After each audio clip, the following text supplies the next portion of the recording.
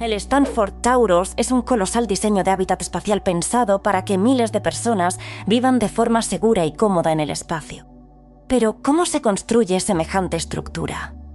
Hoy exploraremos el Stanford Taurus, uno de los diseños más icónicos jamás concebidos para una estación espacial con gravedad artificial por rotación, pensada como hogar permanente para toda una comunidad humana y un ecosistema completo y real.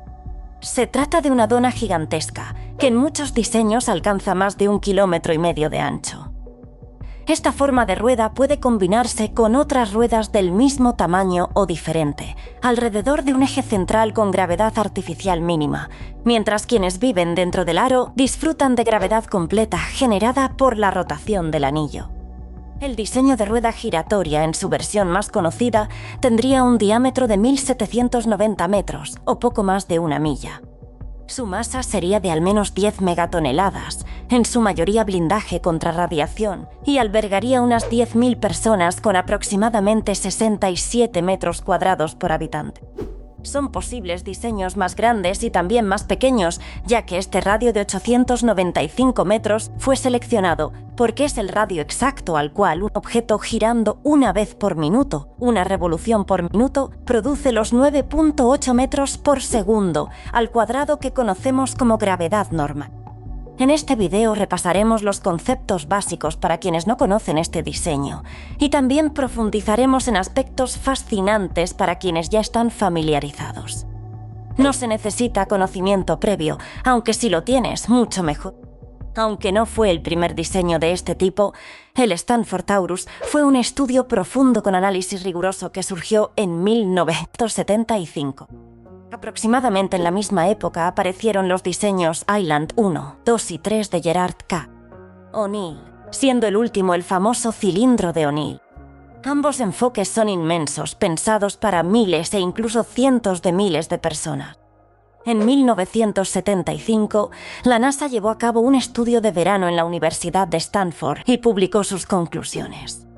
Tras determinar que los humanos necesitan pseudogravedad o gravedad por rotación para vivir, y tras analizar el diseño de von Braun y los ejemplos de Arthur C. Clarke en la ciencia ficción, como la gigantesca nave cilíndrica giratoria de su novela de 1973, Cita con Rama, presentaron 4 formas principales para discusión. La primera es una esfera hueca que gira como un planeta, solo que se vive en el interior y la fuerza centrífuga te mantiene pegado al suelo. Este es básicamente el concepto de la esfera vernal, que tendrá su propio análisis detallado próximamente. La segunda es un cilindro que rota sobre su eje largo, y generalmente es el otro diseño preferido, el cilindro O'Neill Island 3, un concepto absolutamente fascinante que merece exploración a fondo. La cuarta opción consiste en tomar una mancuerna y hacerla girar, lo que comúnmente se llama hammer hub o bolo hub. Este enfoque es en muchos sentidos el más sencillo, especialmente cuando solo se busca proporcionar gravedad a una tripulación pequeña durante un viaje largo. La número 3 es el diseño Taurus, un hábitat en forma de anillo con un tubo circular, la dona, en lugar de una simple cinta plana, porque las paredes y los techos son definitivamente una buena idea. Este es obviamente el tema central de hoy. Las 4 opciones recibieron un análisis detallado en aquel estudio, pero el diseño Taurus heredó el nombre del estudio. Y aunque las conclusiones indicaron que el Taurus no era el mejor diseño en todos los aspectos, sí ofrecía el mejor equilibrio deseable entre todas las cualidades evaluadas. En términos generales, el Hammer Habitat resulta más práctico para naves interplanetarias, mientras que el cilindro destaca como la opción ideal para habitación a gran escala. La esfera suele ser una idea heredada del pasado, ya que Bernal la propuso casi al inicio del siglo y se quedó grabada en la conciencia colectiva. Tiene algunas ventajas, pero su gran desventaja es que al girar no genera gravedad en los polos y solo alcanza gravedad completa en el ecuador. Esto puede resultar útil en ciertas situaciones. Por ejemplo, podrían ubicarse los puertos de acoplamiento en esos polos de gravedad cero y las zonas residenciales para la gente abajo, en el ecuador. Un hábitat con forma de cono también presenta esta gravedad variable. al igual que un hemisferio, como una naranja cortada por la mitad, con una gran ventana que deje entrar la luz por esa sección plana y cortada, lo cual podría ser una opción para minas de asteroides o hábitats agrícolas económicos. De manera similar, aunque imaginamos el toro de Stanford como un toroide, un aro o una rosquilla, ese toroide podría tener una sección hexagonal en lugar de circular.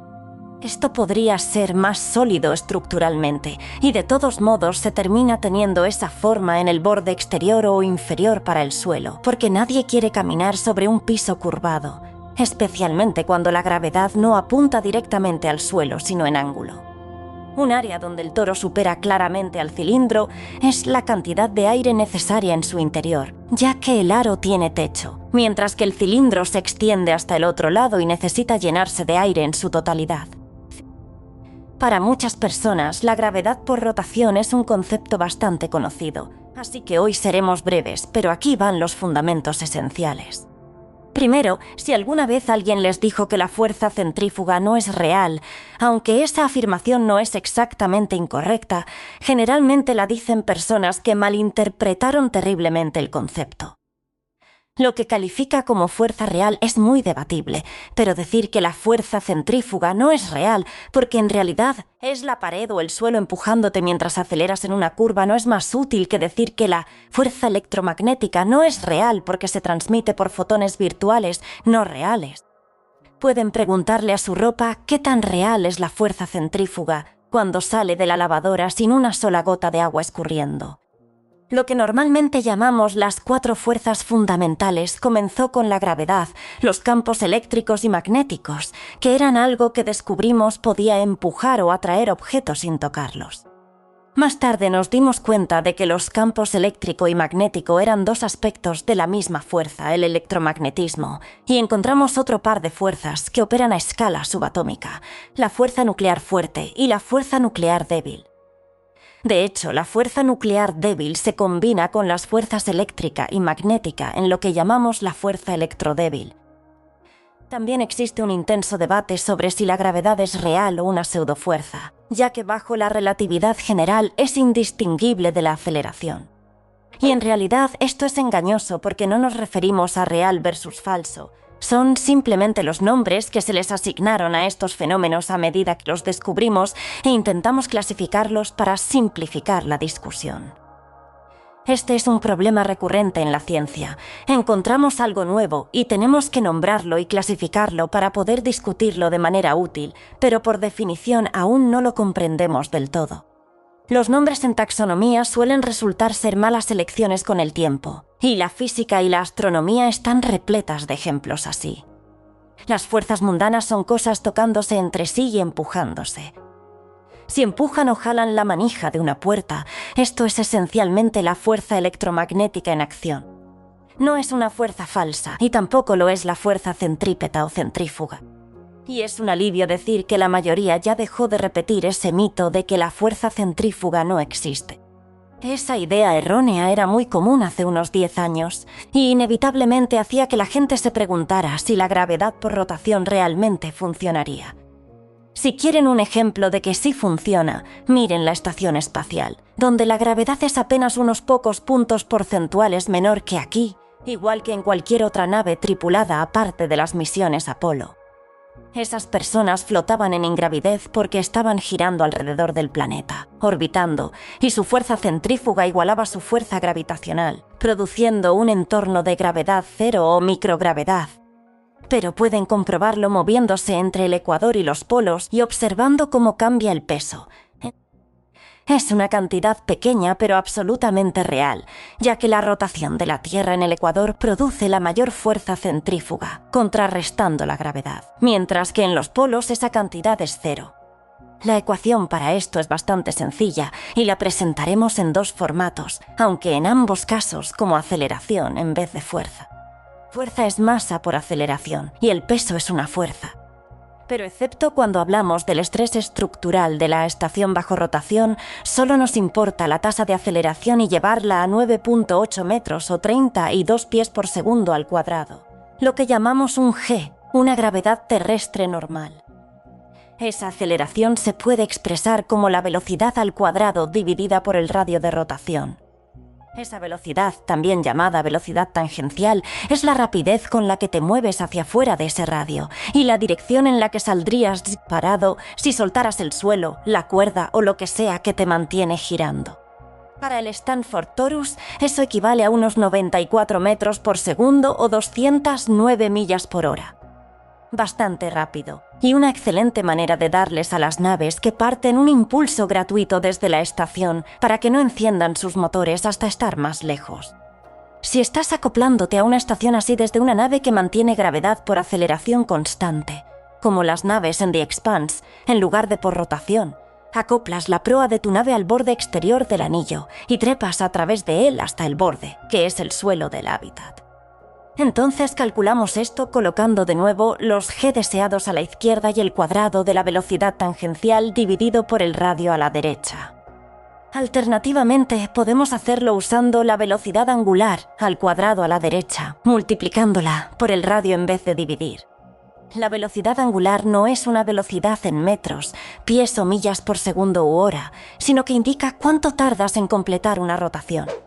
Las revoluciones por minuto, o RPM, son un ejemplo, y una rueda grande a una RPM gira tan rápido como una rueda más pequeña con 1/10 de su diámetro, pero su velocidad tangencial en el borde es 10 veces mayor.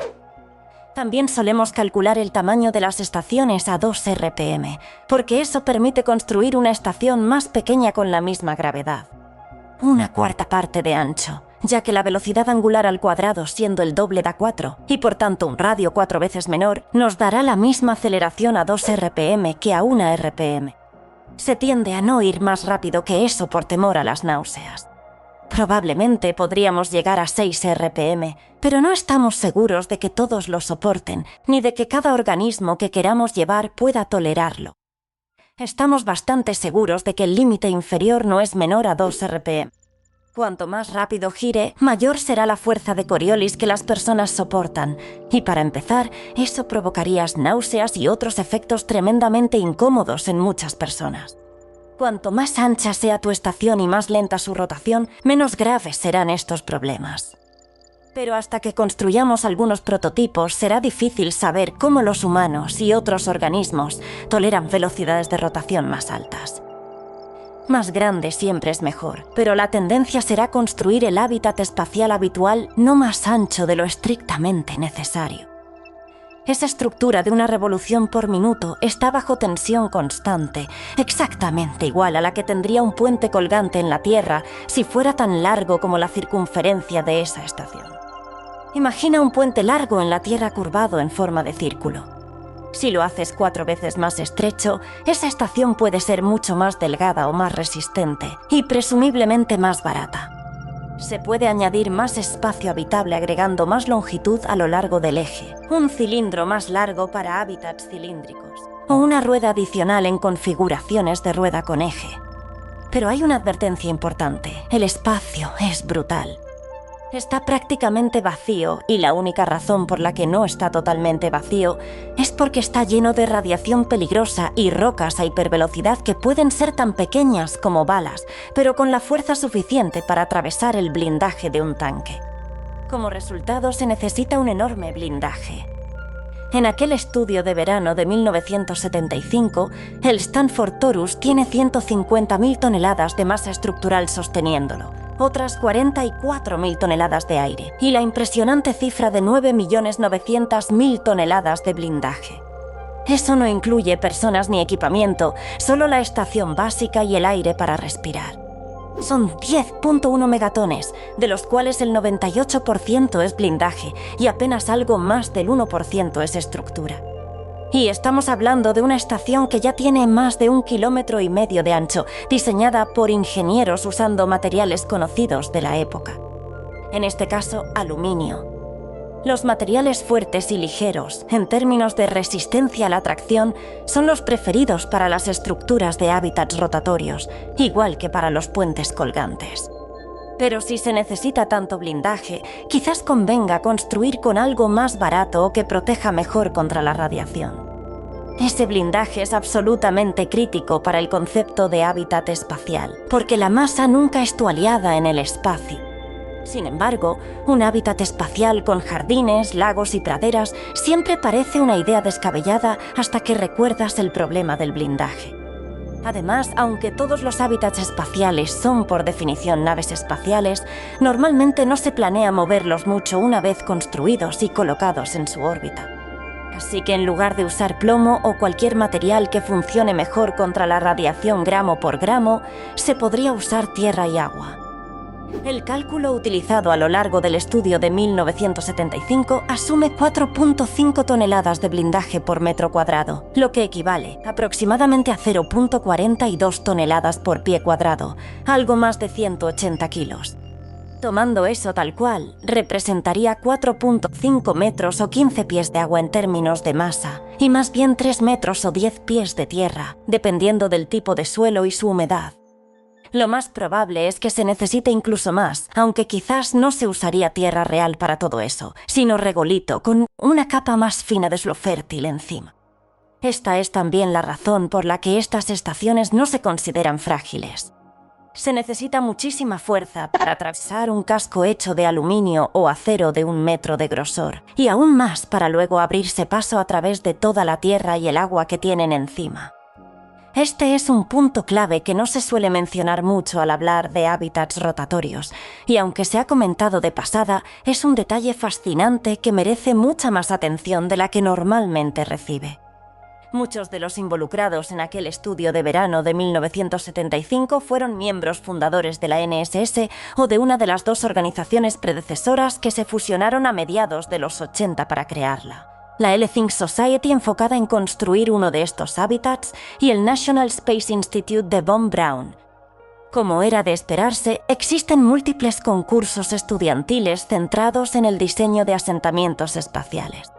Lo fascinante de revisar esos viejos documentos técnicos es que cobran un significado completamente distinto cuando se conoce a los autores originales o a sus estudiantes que continuaron ese legado. También resulta increíble ver a los cientos de estudiantes que llegan a las finales y presentan sus diseños en persona durante los concursos. Si el desarrollo espacial es algo que realmente te apasiona, difícilmente encontrarás otro grupo tan grande y tan dedicado a este tema. Entonces, ¿qué tan grande es uno de estos hábitats? Como ya se mencionó, el radio puede variar, y el otro radio también. Esto puede resultar algo confuso porque no siempre se usan los mismos nombres ni los mismos puntos de referencia. A veces se habla de radio mayor y radio menor, otras veces de radio interior y radio exterior, y cualquiera de los dos puede aplicarse.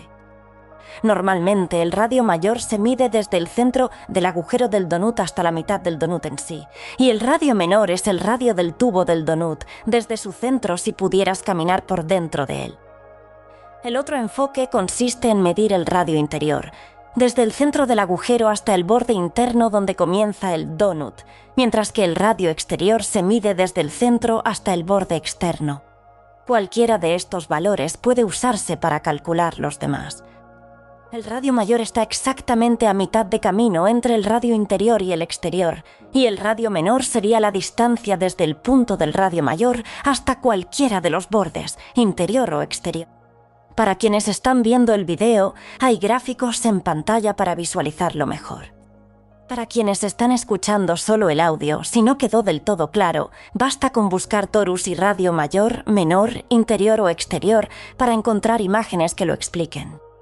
En la mayoría de los diseños tipo torus se asume que el radio mayor es considerablemente más grande que el radio menor, pero generalmente no por mucho más de un orden de magnitud. En el diseño original, el radio menor es de 65 metros y el radio mayor de 830 metros. Si sumas ambos, obtienes 895 metros, que es el radio exterior que usábamos para calcular la gravedad. Por supuesto, solo se alcanza una gravedad de 1 G en el radio exterior. En el radio mayor, que sigue girando a una revolución por minuto, la gravedad baja al 92.8% de la gravedad normal. Y en la parte superior del donut, la más cercana al centro o radio interior, desciende hasta el 85%. Quizás convenga usar una velocidad de rotación que mantenga el centro del anillo en el radio mayor a 1 G exacto, una rotación cada 62 segundos en lugar de 60. Todo depende de si hay personas viviendo allí o si es un espacio abierto al aire. Este podría ser un solo nivel, como se ve frecuentemente en las ilustraciones, donde la gente vive en el fondo de un cuenco con terrazas ascendiendo por los lados y cristal sobre sus cabezas, o podría tener múltiples capas. Si asumimos que todas las capas tienen 3 metros de altura, o unos 10 pies, entonces la sección transversal del hábitat Taurus tendría 43 niveles, aunque algunos serían bastante estrechos. Un solo nivel es mucho menor, y el diseño escalonado tipo valle fluvial tampoco mejora demasiado las cosas. Eso es considerablemente más pequeño que un cilindro O'Neill o una esfera vernal del mismo radio, porque al final se trata de un donut delgado, y esa es su principal debilidad. Está diseñado alrededor de la idea de que necesitas cierto radio para que la habitación sea cómoda, y construir hasta ese radio es tu restricción mínima. A partir de ahí, simplemente construyes un tubo circular lo suficientemente ancho para acomodar a la gente que necesitas. Así que es un diseño pensado para poca población, no para maximizar habitantes por costo. En los diseños originales, el hábitat especificado debía ser lo suficientemente grande para albergar a 10.000 personas. Las versiones de cilindro y esfera superaban enormemente esa población porque buscaban una tasa de rotación de una revolución por minuto, lo que exigía un radio enorme y muchísima más área habitable. Existen competencias anuales con decenas de miles de estudiantes participando a nivel mundial, y los equipos finalistas presentan sus proyectos en conferencias internacionales de desarrollo espacial. Recorrer esas presentaciones es una de las partes más fascinantes de estos eventos. La mayoría de los diseños son variaciones del Taurus de Stanford o del cilindro O'Neill, y con buena razón, ya que son básicamente los diseños fundamentales. Uno de los diseños estudiantiles presentaba un aro de 12 kilómetros de radio. Considerando que algunos de esos estudiantes probablemente tenían apenas 12 años. No vale la pena criticarlo, pero realmente no tiene mucho sentido construir algo tan ancho y con un radio tan grande manteniéndose en un diseño Taurus. Tiene sentido para un Orbital Banks o un Ringworld porque ambos intentan aprovechar la luz solar real para su iluminación. El Ringworld está construido para envolver completamente una estrella a la distancia de su zona habitable, mientras que el Orbital Banks es tan ancho para lograr una tasa de rotación de exactamente un día, no un minuto. Así que, igual que el Taurus de Stanford, tienen que construir hasta cierto diámetro y crear el hábitat más pequeño capaz de lograrlo. En la práctica, no hay mucha razón para construir un hábitat Taurus más allá de su radio de 2 RPM de unos 225 metros, y mucho menos más allá del radio de 1 RPM, porque si necesitas más espacio habitable, simplemente optas por un cilindro o haces tu donut más plano.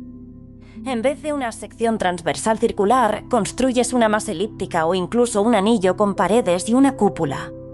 De esta manera podrías tener 2 anillos tocándose, y si tienen el mismo diámetro, compartir espacio mediante túneles cruzados, presumiblemente con esclusas de aire.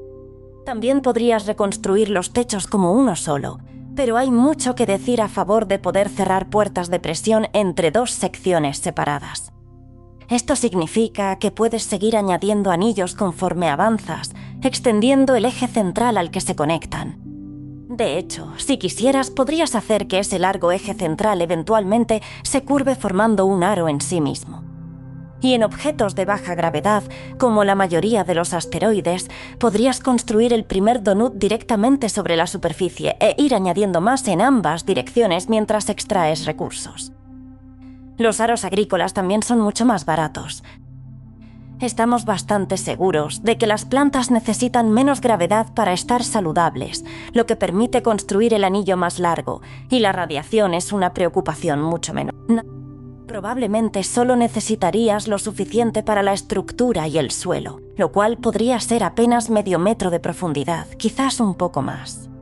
El mismo razonamiento se aplica al comparar hábitats poblados con los cilíndricos. El área en un cilindro resulta más económica de construir. Por eso, en general, el Stanford Torus no debería verse como una ciudad o pequeña nación espacial, sino más bien como una aldea, un pueblo modesto, un puerto de escala o incluso una vivienda unifamiliar. Como ya se mencionó, el diseño básico, el que supera el 1,5 km de diámetro, tiene una masa de 10 megatoneladas, y el 98% de eso es blindaje, tierra y agua. Dependiendo de cómo se distribuya, se obtiene algo así como 1 kilómetro cuadrado de superficie habitable, entre tierra firme y lagos. Si se quiere diseñar como un paisaje con colinas o lagos más profundos, simplemente se insertan protuberancias o depresiones huecas en el suelo. Eso parecería un lujo absurdo para una sola familia, y se podría construir a una cuarta parte de ese tamaño para el hábitat de 2 revoluciones por minuto, reduciendo ambos radios a la cuarta parte, lo cual seguiría ofreciendo casi 15 hectáreas. Pero consideremos la versión más grande. Solo el cinturón de asteroides apenas representa un 1% de la masa de nuestra Luna, que a su vez es apenas un 1% de la masa terrestre, y aún así tiene masa suficiente para construir 239.000 millones de estos hábitats.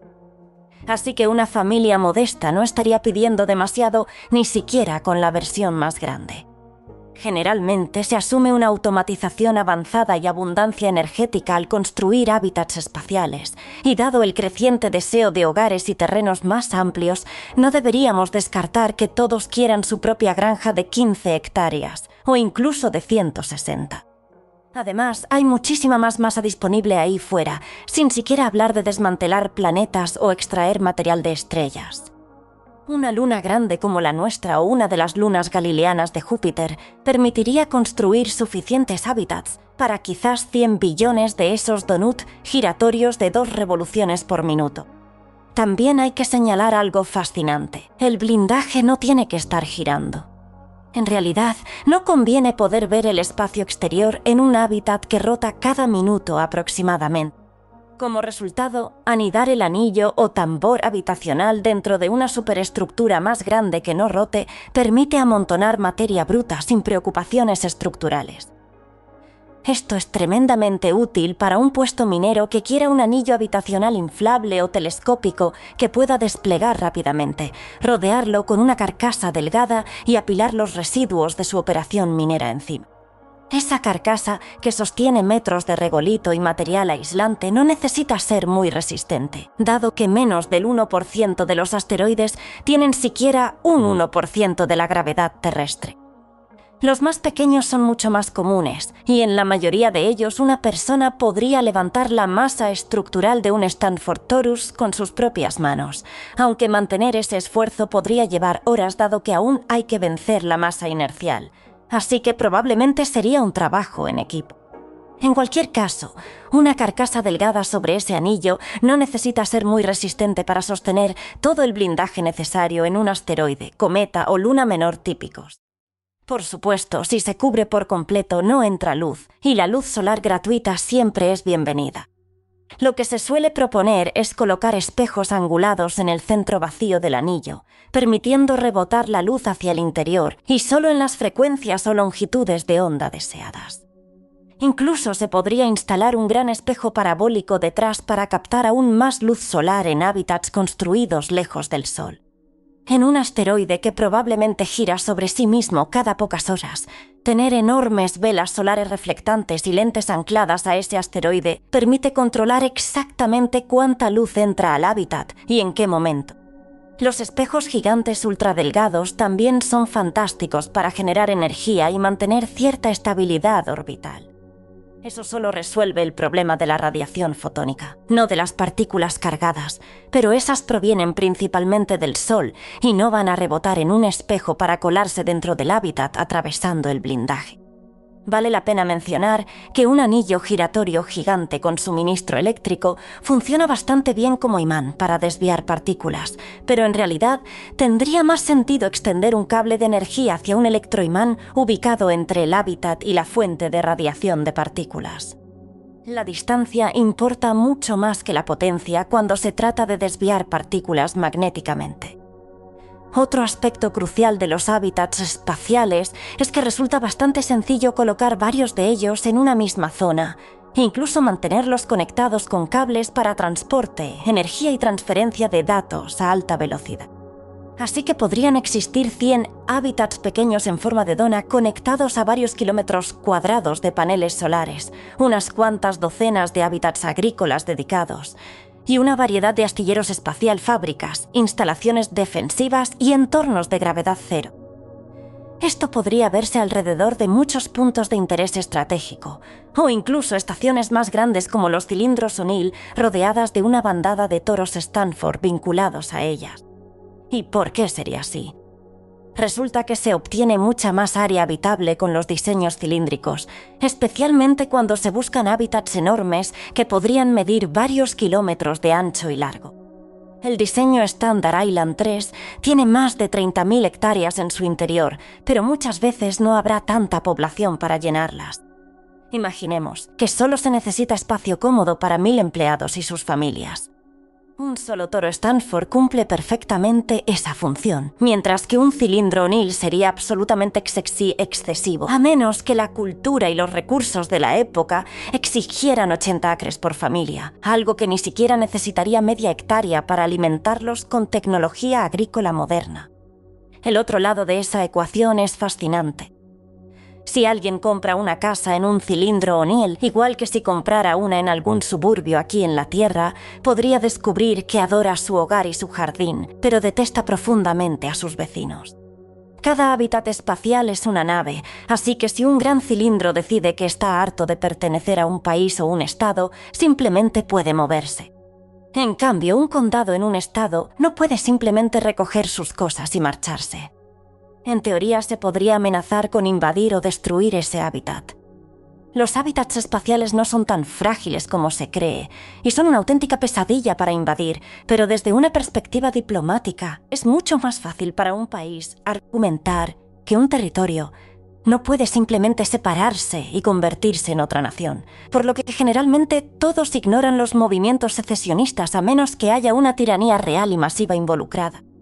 Lo mismo ocurre si alguien decide que ya no quiere pertenecer a una ciudad o municipio. Puede vender su casa y mudarse, pero el terreno se queda donde está.